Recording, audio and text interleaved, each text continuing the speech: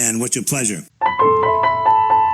From the Thomaston Place Auction Galleries in Thomaston, Maine, I'm Elizabeth McLeod with Auction Waves. 32,500, 100,000 there. Players all over the house, 400,000 on this rare piece, and 600,000, 900,000, 1 million, 1,175 once, 100,175 twice. We all good? Sold.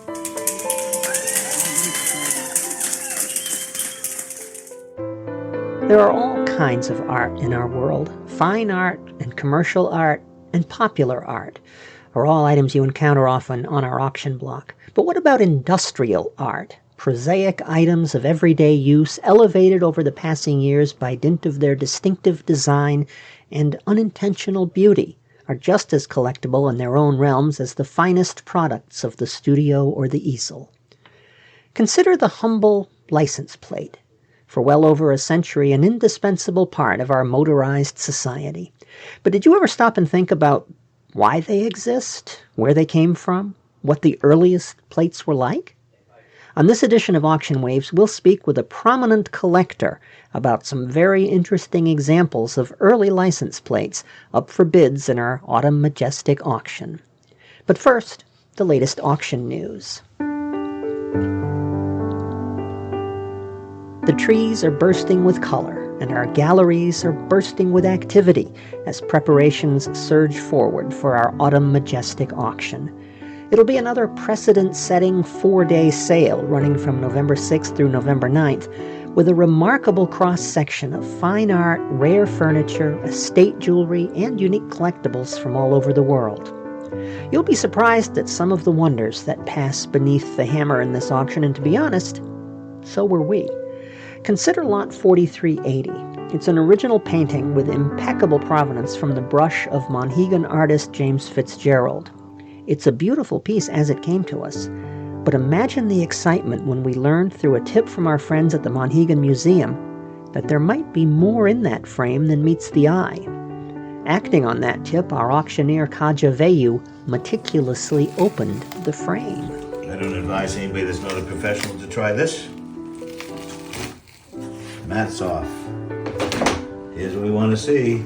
Did they hinge it? They did. This is museum hinged, so we could see this on the back, which is a black and white study showing the positioning of figures in one of his paintings. On the reverse of the original watercolor sheet, an entirely different monochrome painting executed in bold brush strokes of Chinese ink. 2 rare works by one distinctive artist in a single frame. You truly never know what will turn up next. Our full catalog for the Autumn Majestic auction is now online. Imagine your own discoveries as you explore at thomastonauction.com. This is Auction Waves, and I'm Elizabeth McLeod.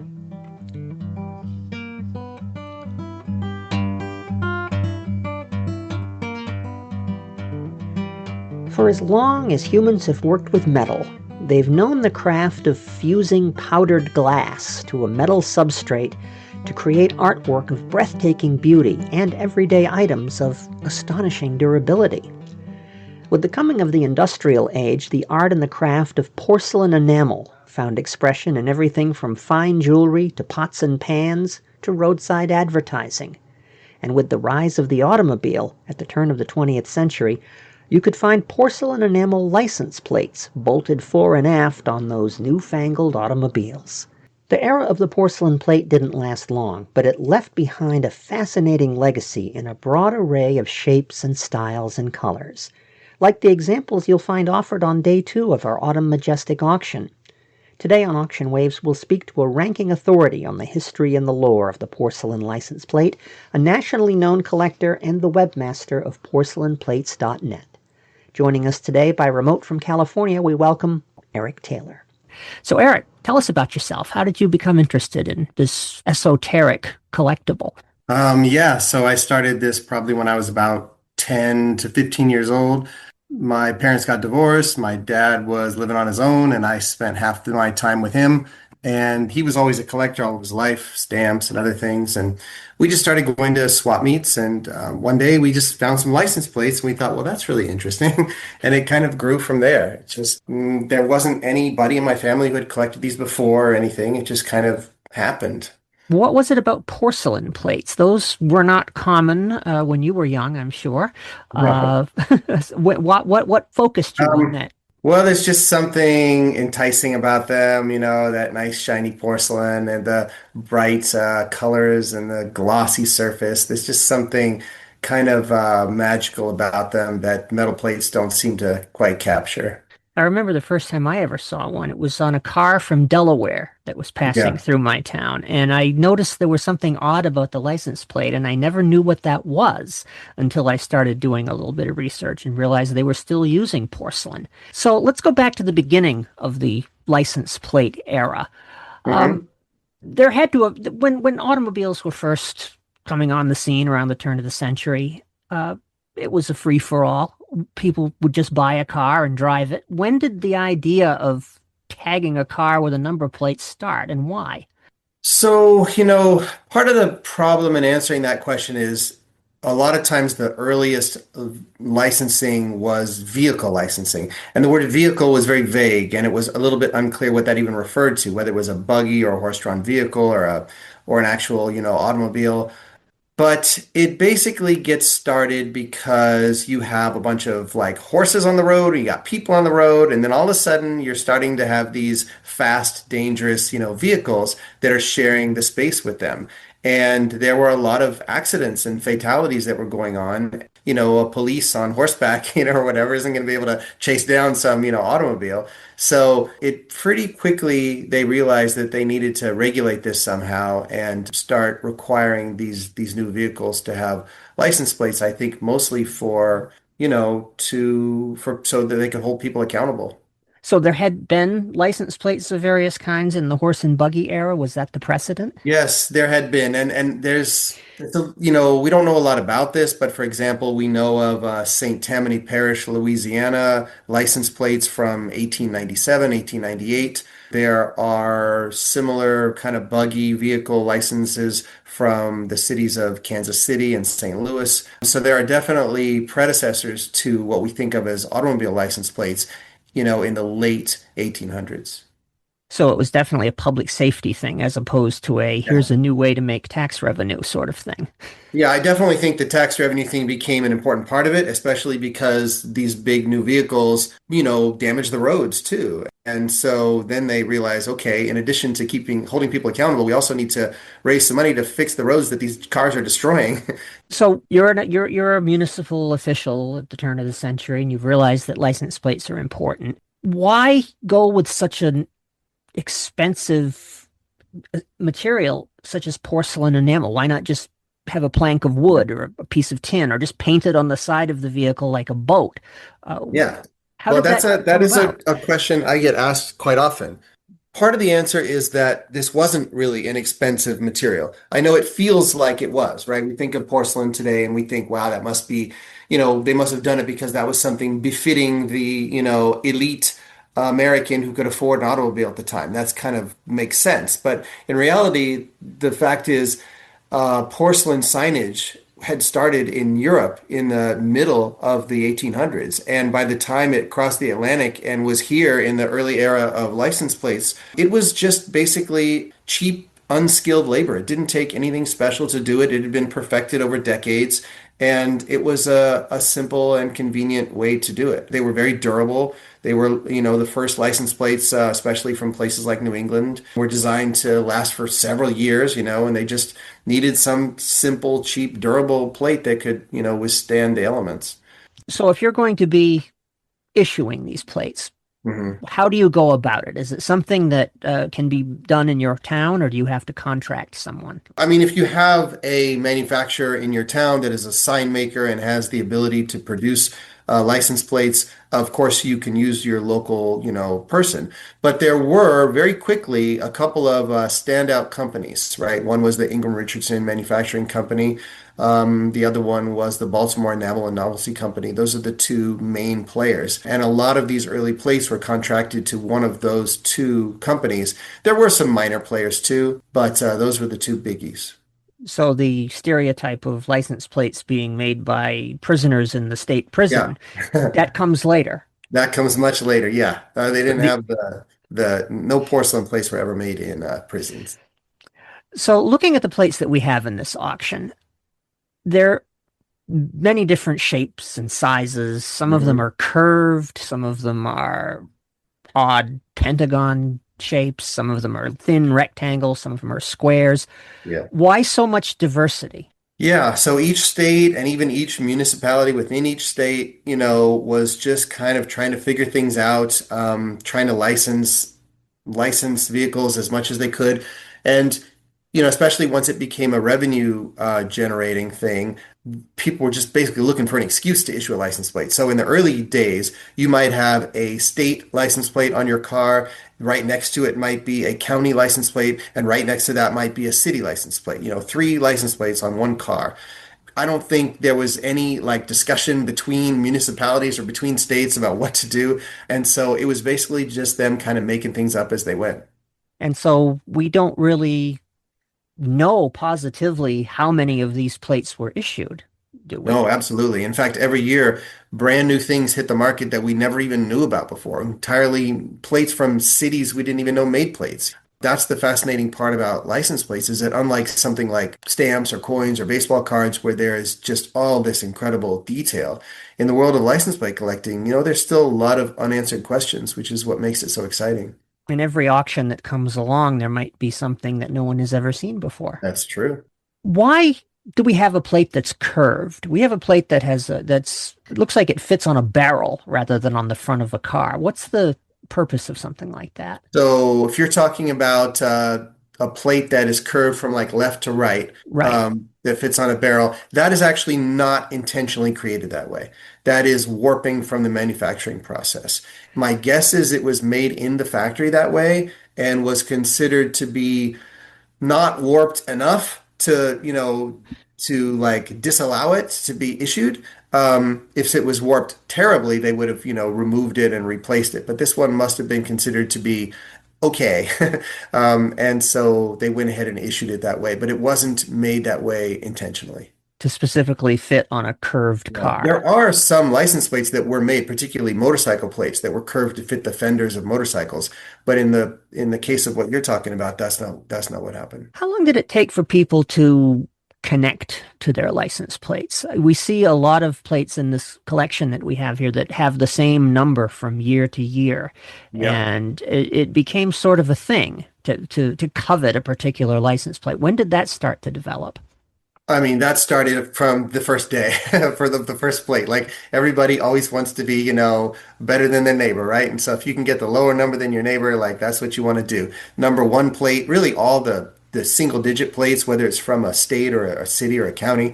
If you read early newspaper accounts, people like waited in line and like the number 13, for example, some people didn't want that number because they were superstitious about it. Other people thought it was a good luck number and they clamored to make sure they, had the 13th spot in line.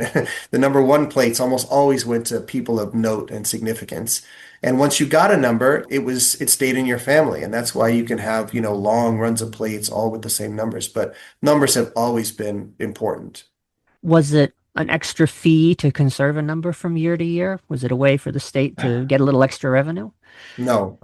As far as I know, once you got it one year, you were entitled to it the next. And I don't think you had to pay anything for There it. wasn't any vanity plate mentality such as we have today.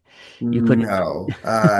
No. I mean, there was some, like, for example, the very first state to start requiring licensing was New York in 1901. And the first numbers were actually initials. It was the initials of the owner. And so in that sense, you sort of did have vanity plates way back in 1901. But in general, no, it wasn't like that. Now, why are these porcelain plates so scarce, so rare today? You'd think that there would be a lot more of them because they're simply sturdier and more durable than the Yeah.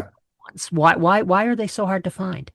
I guess the fundamental answer to that is that they were designed as trash. They were designed to last for a year or maybe several years. If, some early New England states like Maine and Massachusetts, they issued plates that were designed to last for several years. But generally speaking, these things were just designed to go in your car, and then, when they were replaced the next year, they would just be thrown in the trash. And so people didn't really care about them very much. The amazing thing is porcelain is really rather durable. And so if porcelain plates were taken off and thrown into, say, a dump or sometimes into a river or something, 100 years later, we'll dig these things up or fish them out of a river, and they're still relatively in good condition. It's quite remarkable. So they're rare because they were designed to be trash. They're rare because they damaged easily and got chipped easily, but they're also surprisingly durable. Have you ever dug one out of a river? I've never been a digger, but through my website, people write to me all the time with plates they find, and sometimes they're walking along a riverbank, and the level of the river, for some reason, had fallen several feet, and it is starting to reveal things. Or I get a call from a person in Florida who's at the site of some old dump site, and they're several feet down, and they discover, a bunch of, license plates that were tossed. So yeah, it happens all the time. And they were sometimes used as building materials, weren't they? They were, yeah. Sometimes you'll find people who use them as shingles on roofs, and plates are. But again, that also goes to the notion that these weren't very important, at the time. They were just utilitarian, and then when they no longer were serving their purpose, if you couldn't find some other practical, application for them, then you just throw them in the trash. What's the strangest place you've ever come across a plate? Let's see. Strangest place, probably. I've had people write to me with plates where they are just kind of on a path in the middle of the woods or something, and just randomly there's a license plate. I kind of think I'm sort of using my imagination here, but I can imagine it being the end of the year. Somebody's putting the new plate on their car, and they take their old one off and they just huck it into the woods, and then 100 years later, somebody finds it sitting there. That's not many collectibles that you can just go out in the woods and pick it up off the ground and still fit to hang on your wall. Yeah. So if they were so durable and they were so attractive, why did they go out of fashion? You see that they weren't really issued much after World War I. Yes, What that's happened? correct. So sometime around 1915 to 1920, they started perfecting metal stamping. Metal stamping, the ability to stamp a sheet of metal with embossed raised numbers without having cracks appear. They hadn't really perfected that, in the early years, which was another reason why porcelain was a good choice. But once they figured out how to do that and figured out how to mass produce stamped metal plates in high quality, those ended up being cheaper than porcelains. And it comes down to the fact, too, I guess, that you could have prison inmates stamp them out on machines that were easy to purchase. That's a good point. You can use, on unpaid labor. That makes them even cheaper. Of all the plates that we're offering in this auction, which ones stand out to you as particularly interesting? I noticed that most of what we have is New England, but there's one from California that seems to stand out. Well, the California plate's kind of cool. It's red, they're pretty, but that's actually a relatively common plate. In California in 1914, that was the first year of issue in California for official plates, but there were 125,000 of them made that year, and they were issued in pairs, which means there's 250,000 of those things that were actually produced. So they're really not rare. So that's not the one that I would point to. A lot of times, for people who don't know plates well, they're often surprised at the plate that plate collectors see and say oh, that's the interesting one, right? Because it's often not the one you might think. It's not necessarily the pretty one, right? And so in your auction, there is kind of that same situation. You have a main plate with a Z prefix on it, and that's a very unusual plate. It is sometimes people mistake those plates to be zone plates, but that's not what they are. They were actually, my understanding is that they were what we call traction engine and log hauler plates. So what I mean by that is you have a traction engine, which is this large engine that has treads like a tank would have, right? And this allows them to work in, kind of all weather situations.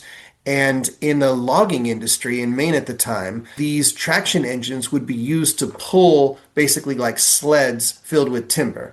And for some reason, the state saw fit to license these traction engines with these Z prefixed plates. And they're only known for 1914 and 1915, the last 2 years of porcelain in the state of Maine. And they're really hard to find. So that one is the one that really kind of piqued my interest when I saw it. In Maine, we call that a skidda. Oh, that's good. That's good. Okay, It's a skidda, yes. yeah. And you used to see old Model T Fords, even in my childhood, that had been rigged into skiddas. So the vehicle that plate might have been made for was probably still working 70 or 80 years later, which is And there's a couple others. You have a 2-digit Vermont plate, which is always nice because collectors like low-digit plates. Unfortunately, that one's not in the greatest condition. What else did I see? You had a nice pair of early undated Massachusetts plates, and that seemed like a nice pair of plates. So there were definitely a few standouts.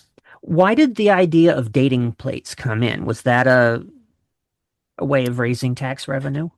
Because I noticed a lot of these early plates were undated. Yeah, I think there were a couple things. One is I think states and municipalities realized that they could make money if they required you to have a new plate every single year, as opposed to a multi-year plate like the Mass Auto Register, for example. That plate was good from 1903 all the way to 1907, right? So I think that was part of it. But I also think that that using dated plates like that just helped. It helped identify vehicles. It helped, police identify people, and pretty quickly there was really the era of the multi-year plate was behind us. Is there anyone still using porcelain plates in the world today? They're in Delaware, and I don't really fully understand how it works in Delaware, but in Delaware, you can still order and put a porcelain plate on your car. There's, I think, certain rules and regulations about it.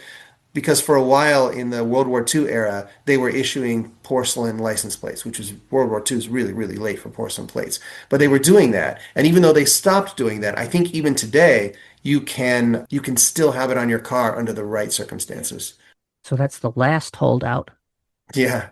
I mean, basically there was no porcelains left after about the 1940s, with this one little weird exception.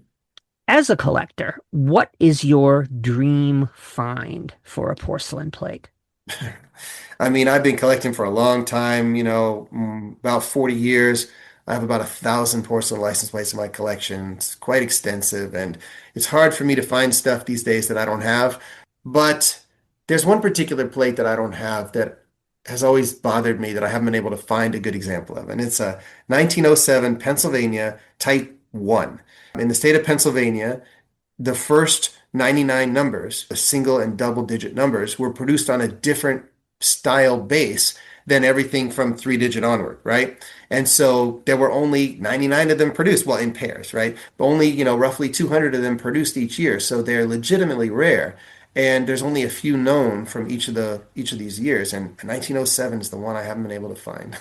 Well, it might turn up in a future auction. It You might. never know.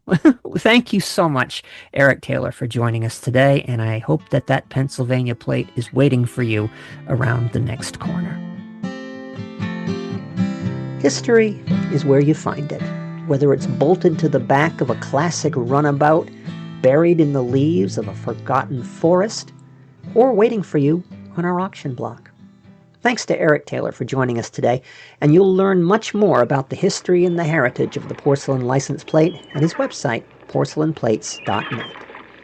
And don't miss your chance to own some of these distinctive mementos of our automotive past, coming to bid on Friday, November 2nd. That's day 2 of our Autumn Majestic auction. And just time left before I sail to remind you that our entire auction catalog is now online, along with full particulars on how to register at thomastonauction.net. Tishri Dobson, as always, is at the piano. Dave Allen is our licensed guitarist, and the entire program is produced, written, and edited for you by yours truly, Elizabeth McLeod, who wishes you smooth sailing and happy bidding for Auction Waves. Auction Waves is an exclusive presentation of Thomaston Place Auction Galleries in Thomaston, Maine.